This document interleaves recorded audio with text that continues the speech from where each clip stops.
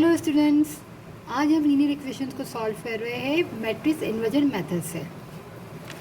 हमारे पास matrix inversion method क्या होता है? हमारे पास होता है ए एक्स इक्वल बी के, यानी ये हमारे पास ए मैट्रिक्स है 2 3। ए जो हमारे पास होता है मैट्रिक्स वो होता है 2 3 और -2 और +2, ये हमारा ए हो गया। और एक्स में हमारे पास एक्स वाई वेरिएबल हो गए और बी हमारे पास 4 6 हो गया।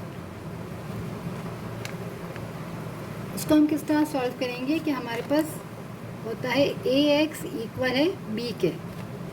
तो हम क्या करते हैं कि एक्स को यहाँ रखा, ए को हमने जब यहाँ शिफ्ट किया तो ये हो जाता है इन्वर्स, यानी कि ए इन्वर्स को हम मल्टीप्लाई करते हैं बी मैट्रिक्स से। तो इन्वर्स फाइंड करने के लिए हमें ए मैट्रिक्स का ए इन्वर्स फाइंड करना होगा, और ए इन्वर्स फाइंड करने के लिए हमारे पास क्या फॉर्मूला होता है ए इन्वर्स का? ए इन्वर्स इक्वल होता है adjoint A upon determinant of A. क्योंकि जब ए को हम यहाँ शिफ्ट करते हैं, यहाँ +1 है, यहाँ जब शिफ्ट होगा तो ये -1 यानी इन्वर्स हो जाएगा। अब x हमारे पास जो है वो एक्स वाई वेरिएबल है, बी मैट्रिक्स हमारे पास है ये।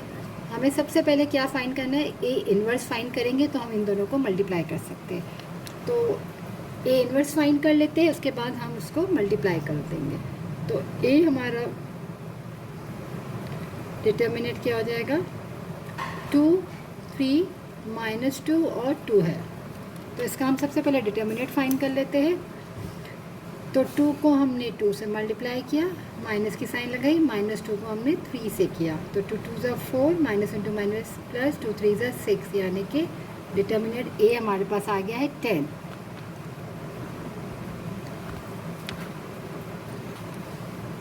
अब हम एडजॉइंट ए फाइंड करेंगे। एडजॉइंट ए हम किस तरह फाइंड करते हैं कि ये जो क्रॉस वाले हैं ये दोनों अपनी जगह शिफ्ट करते हैं, यानी कि ये 2 ऊपर चला जाएगा, ये दोनों 2 है, इसलिए कोई फ़र्क नहीं आएगा। यहाँ भी 2 है, यहाँ भी 2। फॉर एग्जांपल अगर यहाँ 5 होता और यहाँ 3, तो 3 यहाँ जाता शिफ्ट होके और 5 वहाँ। ये दोनों क्रॉस में अपनी जगह चेंज करते हैं, और ये दोनों क्रॉस वाले अपनी साइन चेंज करते हैं। अगर -2 है तो ये +2 हो गया, और ये +3 है तो ये -3 हो गया। अब हम फॉर्मूले में लिखते हैं ए इन्वर्स के, पुट कर देते हैं।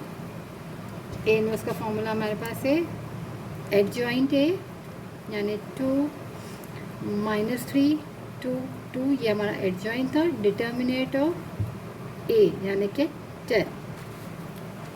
तो हमारे पास ए इन्वर्स हम यूँ लिखेंगे कि 1/10 डिवाइड में है, और 2 -3 2 और 2। हम अभी 10 को अंदर मल्टीप्लाई नहीं करेंगे। अगर हम 10 को मल्टीप्लाई करेंगे तो 2/10, तो 1/5 बचेगा, यानी कि फ्रैक्शन फॉर्म आ जाएगी। फिर जब हम मल्टीप्लाई करेंगे बी के साथ यहाँ पर, तो मल्टीप्लाई करने में फिर आपको एलसीएम भी निकालना पड़ेगा। तो सबसे अच्छा ये है कि हम पहले मल्टीप्लाई कर लें, फिर 10 को हम सबसे डिवाइड कर लें, तो ये इजी वे होगा हमारे लिए। वैसे वो दोनों मेथड कर सकते हैं, फिर जो आपको ईजी लगे, लेकिन उसमें ये कि फ्रैक्शन फॉर्म आ जाएगी। अब हम क्या करते हैं, x = ए इन्वर्स बी को मल्टीप्लाई करते हैं, यानी कि मैट्रिक्स इन्वर्जन मेथड। x हमारे पास से x और y की वैल्यू होगी 1/10 ए इन्वर्स जो आया है 2 -3 2 और 2, ये ए इन्वर्स है हमारे पास। और बी मैट्रिक्स हमारे पास क्या है? 4 और 6। अब ये दोनों आपस में मल्टीप्लाई हो जाएंगे। मल्टीप्लाई करने के बाद जो वैल्यूज़ दोनों की आएगी उसके डिवाइड में हम 10 कर देंगे। और अगर हम पहले से 10 करेंगे तो वही बात मैंने कहा आपसे, जो एलसीएम निकालना पड़ेगा आपको प्लस माइनस करने के लिए, मल्टीप्लाई करने के बाद। तो इसलिए हम इसको बाहरी लिखते हैं, 1/10 को पहले हम मल्टीप्लाई कर लेते हैं। मल्टीप्लाई का तरीका क्या होता है? 2 मैट्रिक्स को रो को कॉलम से मल्टीप्लाई किया। यहाँ एक ही कॉलम है तो पहले एक ही कॉलम से करेंगे। 2 को हमने पहले 4 के साथ किया, फिर प्लस की साइन आती है, 2 को हमने 6 के साथ किया। अब हम सेकंड रो को करेंगे, सेम मेथड। 3 को हमने 4 के साथ किया, प्लस 2 को हमने 3 को और 2 को हमने 6 के साथ किया। x और y।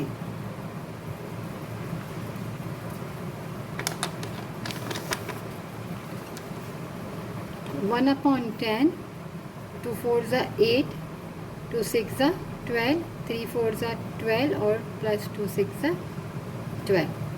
तो हमारे पास आ गया x और y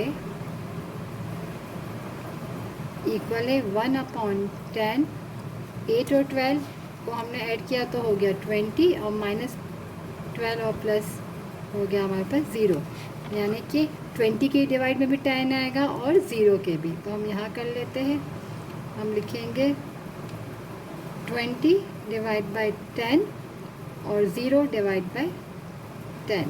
तो 0 से 0 कटा और 0 अपॉन था, यानी कि एक वैल्यू आ गई 2 और एक आ गई 0।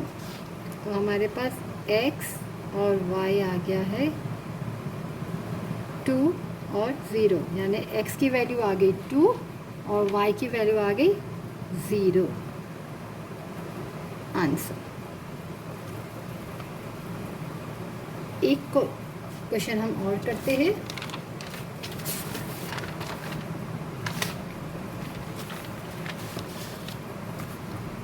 जैसे कि हमारे पास है 3x माइनस 2y, यहाँ पर भी x y सेट है।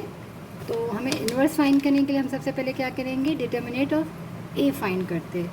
तो a हमारे पास क्या है, हम यहाँ लिख लेते हैं। a मैट्रिक्स हमारे पास क्या होगा, 3 और -6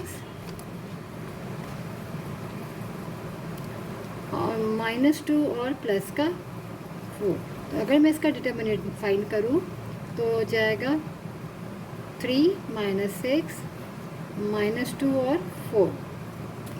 अब सबसे पहले हम क्या करते हैं, डिटर्मिनेंट फाइंड करते हैं ए इन्वर्स के लिए।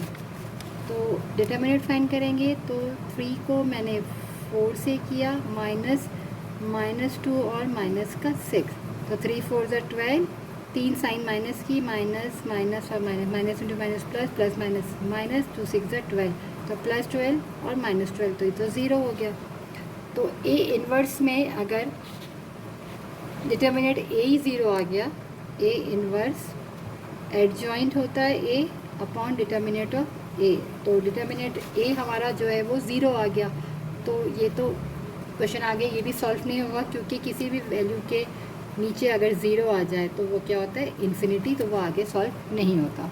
तो अगर हमारा डिटर्मिनेंट ही 0 आ गया तो ये क्वेश्चन आगे सॉल्व नहीं होगा, हम लिख देंगे नो सॉल्यूशन।